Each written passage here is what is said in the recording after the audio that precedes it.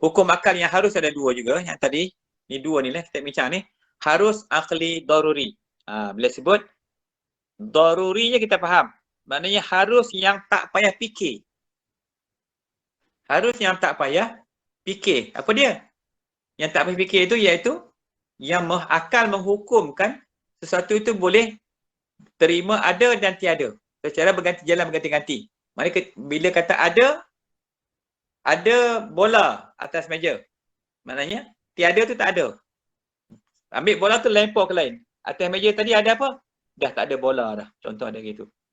Sama juga dengan siang dan malam tadi kita bincang. Sama juga dengan gerak dan diam. Jadi akal menghukumkan ada kalanya ia bergerak ataupun dia diam. Kalau ketika dia bergerak, tak ada diam lah. Bila dia diam, bergerak tu tak ada.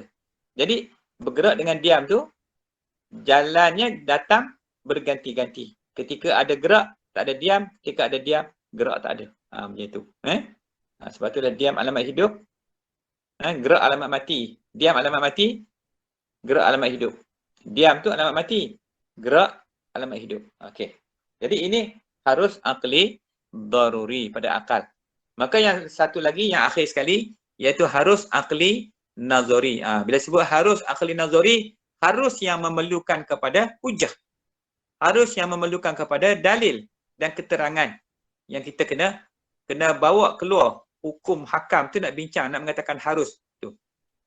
Iaitu menghukumkan sesuatu boleh dijadikan atau tidak boleh dengan berkehendak kepada bahasan dan mendatangkan dalil-dalil. Seperti memberi oleh Tuhan kepada orang Islam yang tiada beramal itu pahala. Maknanya Allah bagi pahala kepada orang Islam yang tak beramal. Pelik. Selalunya pahala ni Allah bagi kepada orang yang beramal. Ni Tuhan bagi pula. Maka tidak senang akal menghukumkan hal itu. Harus. Melainkan dengan diadakan bahasan dan dalil-dalil yang menunjukkan harus pada Tuhan memperlakukan seperti itu. Jadi pada akal kita, mana boleh macam tu. Sekarang ada yang kata pula Tuhan tak adil macam tu. Orang tak beramal bagi pahala. Tak boleh cakap macam tu. Maka kena bawa hujah. Bawa dalil kena bahas.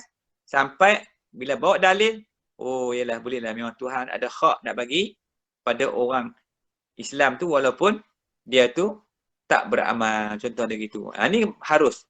Harus pada Allah Ta'ala nak bagi. Ikut suka Tuhan, dia hak dia. Kan? Kalau dia nak letak kita semua dalam syurga dia pun, hak dia. Kalau dia nak letak kita semua dalam neraka pun, hak dia. Hak dia belaka. Kita boleh buat apa pun. Tapi Allah itu maha adil. Kena ingat. Dengan keadilan Tuhan itulah Allah mampu. Allah boleh mentadbir alam ini. Tak ada benda yang tak adil. Tuhan bagi kat kita ni semuanya adil. Jangan kita tengok dengan pandangan mata kasar. Tengok dengan pandangan mata hati. Tiap-tiap yang Allah bagi itu semuanya adil untuk kita. Untuk kita faham macam itu. So jadi begitu je lah ya tuan-tuan dan puan sahabat anda sekalian yang kemampuan yang duduk merata tempat ni.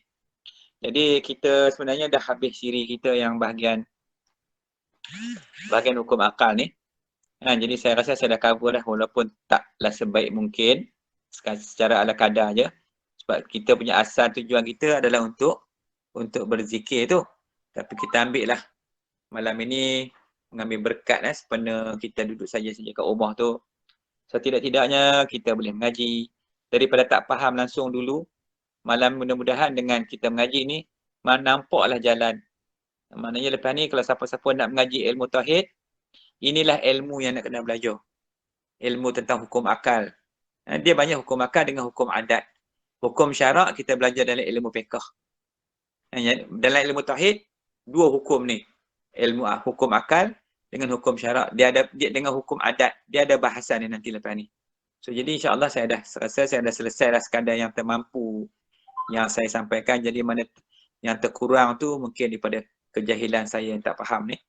Yang mana yang dapat saya sampaikan daripada Allah Ta'ala yang baik tu. Jadi mudah-mudahan dengan malam ini saya tangguh sekejap dalam bab tentang rukun ini. InsyaAllah besok malam kita ada lagi 2-3 malam masanya. 2-3 malam lagi untuk majlis zikir kita. Saya akan cuba bawa masuk dalam pengajian tentang solat pula. Solat yang kita nak belajar tu tentang sallu kama ra'aitumuni usolli itu. Solat, semayanglah kamu seperti mana kemuliaan aku sembahyang kata Nabi. Jadi saya rasa saya belum cover lagi tajuk tu.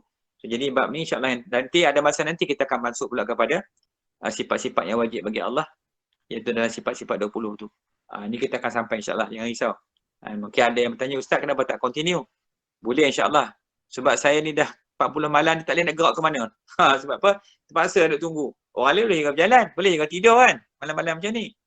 Saya nak kena ceramah kat depan ni, nak kena handle majlis. Jadi bukan kita nak lari, tak. Ada kerja-kerja yang kita nak buat. Nanti kita akan bagi jadual insyaAllah.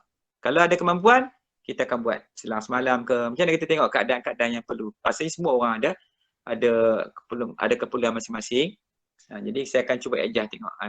Ni proses alhamdulillah dah, kita dah banyak malam dah kita berdiskusi di sini kan, sambil kita berzikir. Kan?